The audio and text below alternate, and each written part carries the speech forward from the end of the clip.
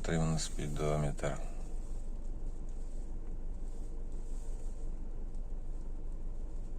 Сфокусировалось, не сфокусировалось. 4881 километр. И уже, значит, люфт трансмиссии. Хваленый Борг Варнер. Муфта или что там. Возможно, это крестовины, возможно, какая-то шлицы. Но таких ударов, когда переключаешь с драйва на R, у меня не было на машинах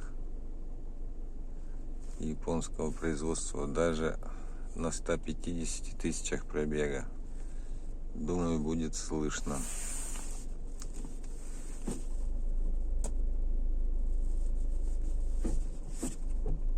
Вот этот вот удар, это выбирается люфт в крестовинах или шлицах.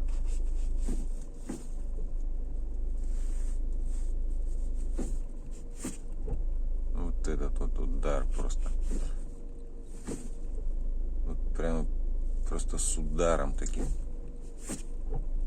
Вот, это же вообще кошмар.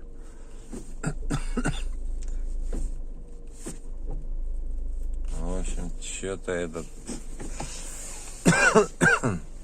Атлас белорусской сборки, что-то начинает он расстраивать.